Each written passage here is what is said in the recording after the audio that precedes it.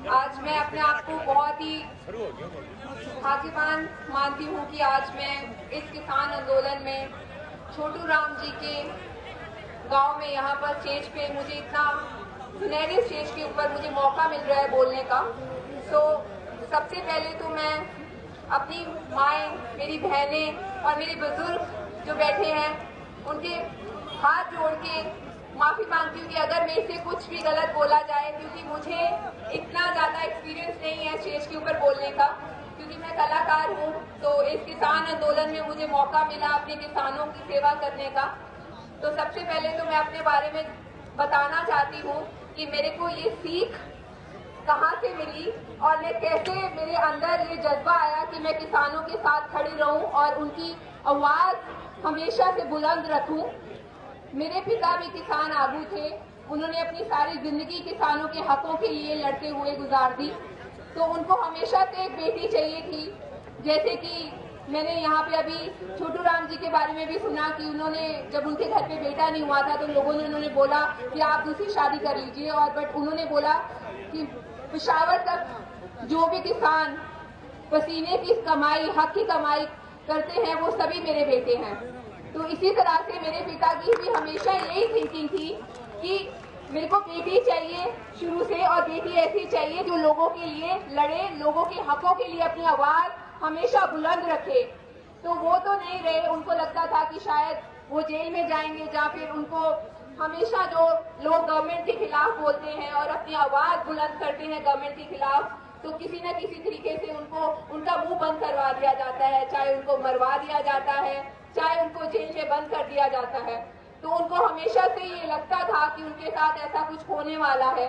तो उन्होंने अपने जन्म से पहले, मेरे जन्म से पहले उन्होंने मेरे लिए एक चिट्ठी लिखी थी, जिसमें उन्होंने हमेशा से मुझे लिखा था, ना तुम हिंदू बनना, ना तुम मुस्लिम बनना, ना तुम सिख बनना, इन सबसे ऊपर उठ के एक इंसान बनना मेरी बच्ची। कहीं तुम्हारी इंसानियत इन धर्मों में ना बढ़ जाए। हमेशा अपने किसानों के लिए, अपने मजदूरों के लिए अपनी आवाज को बुलंद करना, और मेरी जंग अगर मेरी बीच में रह जाए तो तुम मेरी जंग की नायिका बनना। कभी भी अपनी इंसानियत को मत बेचना, और ना ही अपनी इंसानियत को किसी भी रंग में बटने देना। तो मैंने छोटू जी के बारे में, छोटू राम जी के बारे में अभी मुझे किताब दी है, मैं पूरी जाके घर पे पढ़ूंगी, बट मैंने उनके बारे में बहुत सारी चीजें यहाँ से पता की और मैंने पढ़ी। कल जब मुझे यहाँ का इन्विटेशन आया था, मुझे उनकी बहुत सारी ऐसी चीजें बहुत अच्छी लगी जो मेरे डैड ने भी मुझे बोली थी कि हिंदू और मुस्लिम और सिख से ऊपर बनके एक इंसानियत आपके बीच में होनी चाहिए। किसान आंदोलन में हमारे को किसानी झंडे के नीचे किसानों के लिए अपनी आवाज बुलंद करनी चाहिए।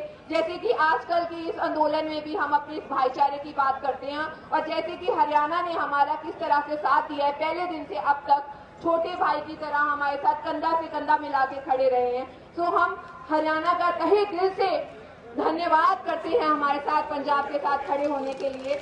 और मैं अपना आपके सामने आज स्टेज के ऊपर प्रण लेती हूँ, जब तक ये किसान आंदोलन चलेगा, मेरी आवाज में मेरे पिता की आवाज इस किसान आंदोलन को हमेशा से सपोर्ट करती रहेगी, मेरी आवाज हमेशा बुलंद रहेगी।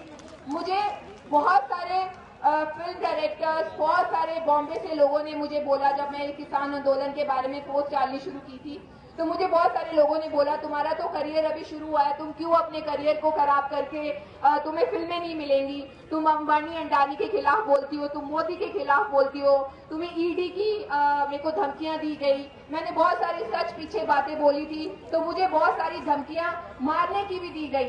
पर मैंने एक बात बोली है कि मेरे लिए 100 फिल्में कुर्बान कर दूंगी मैं अपने बुजुर्गों के लिए। जहां उनकी हक की बात आती है, हम हमेशा उनके हक के लिए अपनी आवाज बुलंद करूंगी। मुझे किसी से नहीं डरना, मुझे डर नहीं लगता। मैं सच बात बोलूंगी और हमेशा ही सच्चाई वाली बातें स्टेज के ऊपर रखूंगी।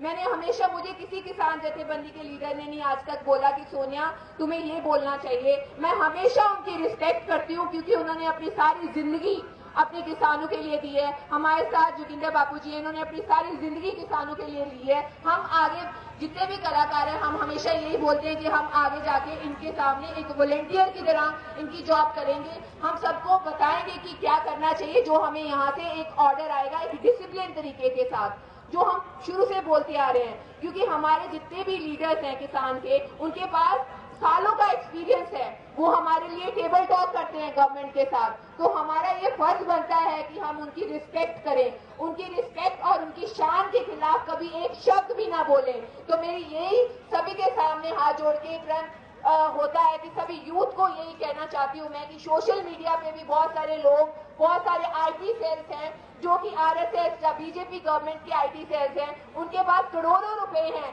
इनके ऊपर खर्च करने के लिए, और उनकी जॉब भी यही है कि सुबह से लेकर शाम तक वो आईटी सेल के ऊपर बैठना और गालियां निकालनी और आंदोलन को खराब करना। अगर उनके पास इतनी तादाद में आईटी सेल्स हैं, लोग बैठे हैं, तो हमारे पास भी तो लोग हैं जिनके पास सोशल मीडिया इतना स्ट्रांग है। अगर आपको कहीं पे भी नजर आता है कि कोई भी हमारे आंदोलन को खराब करने की कोई भी बात कर रहा है, तो वहां पर हमें उनके खिलाफ अपनी आवाज उठानी चाहिए। हमें अपने किसान लीडर्स की आवाज जो खिलाफ बात करता है उसके खिलाफ बात उठानी चाहिए, हमें वहां लिखना चाहिए।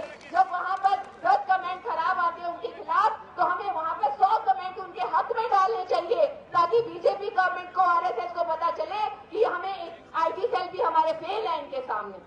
हमें ये कदम उठाना पड़ेगा बहुत सीरियसली, क्योंकि आईटी सेल के सामने हमारा मॉरल वैल्यू डाउन होता है।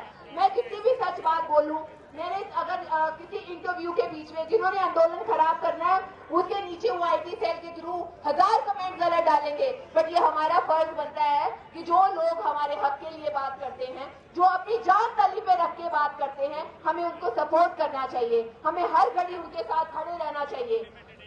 बस मैं ये कुछ बातें कहना चाहती हूँ और धन्यवाद करती हूँ हमारे हरियाणा का। और मुझे यहाँ पर पता चला जैसे कि पीछे हमारे ऑल ओवर इंडिया में से जब हरियाणा ने सपोर्ट किया, मैं यहाँ पे बैठी थी, टिकरी बॉर्डर पे मैं ज्यादातर होती हूँ, तो मैंने पीछे देखा भी अभी चौटाला जी ने भी अपना इस्तीफा दिया है।